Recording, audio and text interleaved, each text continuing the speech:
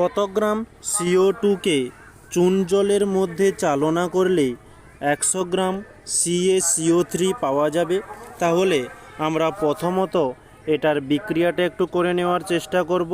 যে চুন জলের কথা বলেছে, চুন জলের সংকেত হয়ে থাকে CaOH whole 2 plus carbon die oxide মানে CO2 তৈরি হবে, CO2-র সঙ্গে বিক্রিয়া ঘটালে তাহলে আমরা পেয়ে যাব CaCO3 প্লাস H2O।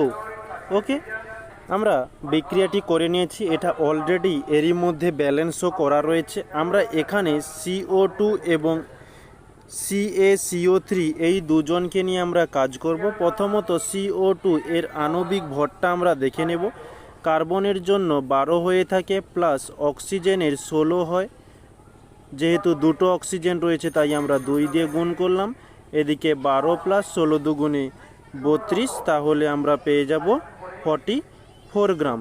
আর CaCO3 এর জন্য ক্যালসিয়াম Ca যেটি আণবিক ভর হয়ে থাকে 40 প্লাস কার্বনের জন্য 12 প্লাস অক্সিজেনের জন্য 16 হয়ে থাকে এবং 3টি রয়েছে তাই আমরা 3 দিয়ে গুণ করলাম। ওকে, তাহলে এটি হয়ে যাচ্ছে 40 প্লাস 12 প্লাস 16 3 হয়ে থাকে 48, তাহলে 48। আর এটি টোটাল যোগ করলে আমরা পেয়ে যাব 100 গ্রাম। ওকে, তাহলে আমরা এখান থেকে বলতে পারি যে 44 গ্রাম কার্বন ডাই অক্সাইড মানে CO2 থেকে 100 গ্রাম CaCO3 পাওয়া যায়। আর ওটাই এখানে বলেছে যে কত গ্রাম CO2 চুন জলের মধ্যে চালনা করলে 100 গ্রাম CaCO3 পাওয়া যাবে।